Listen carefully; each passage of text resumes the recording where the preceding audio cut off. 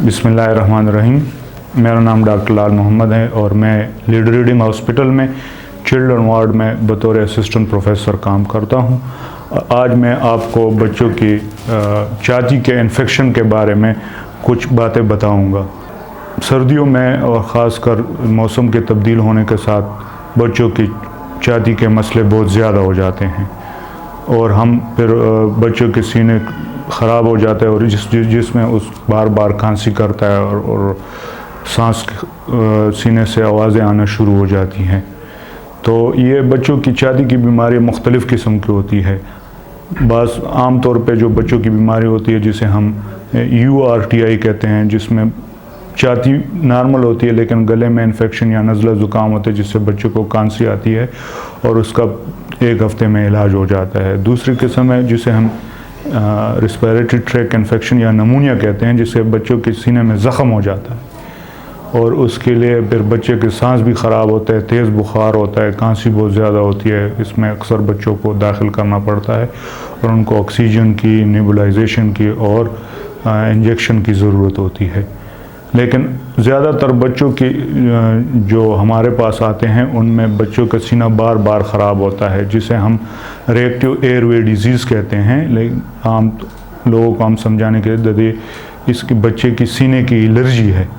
इसमें आम तौर पर लोग लोकल जो डॉक्टर है उनके पास चढ़ जाते हैं और उनसे वो एंटीबायोटिक पाउडर वाली इंजेक्शन लगाते हैं और बार बार ये कोर्सेज रिपीट होते हैं, जिससे बच्चे के ग्रोथ भी इफ़ेक्ट होता है और सीना भी ठीक नहीं होता और माँ बाप बहुत ज़्यादा परेशान होते हैं।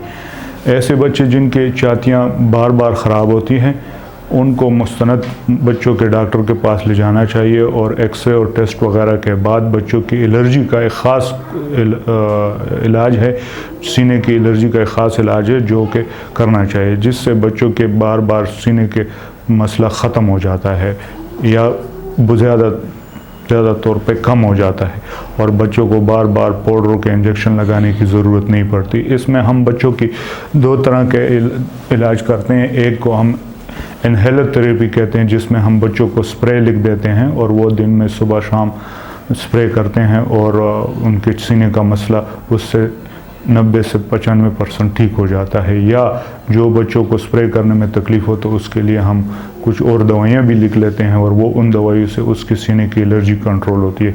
याद रखें कि हर खांसी और सीने से आवाज़ आने के लिए पाउडर वाले इंजेक्शन की ज़रूरत नहीं होती। लिहाजा आप लोगों से हमारी यह दरख्वास्त है कि अगर आपके बच्चे का सीना सर्दी में या किसी मौसम में बार बार ख़राब होता है और उसके सीने से आवाज़ें आती है तो मेहरबानी फरमा के किसी मुस्तनद बच्चों के डॉक्टर से उसका इलाज कीजिए ताकि बर वक्त उसके बार बार पाउडरों के इंजेक्शन ना लगाने पड़े और उसका सीना ठीक हो जाए और बच्चे का जो ग्रोथ है, जो बढ़ोतरी का अमल है वो इफ़ेक्ट ना हो सके, उसके स्कूल से छुट्टियाँ ना लेनी पड़े। नमूनिया में बच्चों को शुरू में नज़ला ज़ुकाम होता है, उसके बाद बच्चे को खांसी शुरू हो जाती है और बहुत ज़्यादा तेज़ बुखार हो जाता है और सांस का मसला भी हो सकता है। बच्चा सांस बहुत तेज़ी से लेता है और जिसकी वजह से बच्चों को दाखिल करना पड़ता है और उनको ऑक्सीजन की ज़रूरत होती है, नेबुलाइजेशन की और इंजेक्शन की ज़रूरत पड़ती है। चेस्ट इन्फेक्शन के लिए सबसे ज़रूरी जो है वो यह है कि अगर माँ बाप को नज़ला ज़ुकाम हो तो अपने बच्चों से ज़रा फासला रखें या मास्क का इस्तेमाल करें, ठीक है। और अगर बच्चे को एक दफ़ा चेस्ट इन्फेक्शन हो जाए तो फ़ौरन किसी डॉक्टर के पास रुजू करना चाहिए। इसके अलावा घर में जो वो पोल्यूशंस हैं, स्प्रे, पाउडर, धुआं, सिगरेट वगैरह से माँ बाप को चाहिए कि घर में सिगरेट और धुएँ वगैरह को कम से कम करें ताकि बच्चों को एलर्जी का मसला कम हो जाए।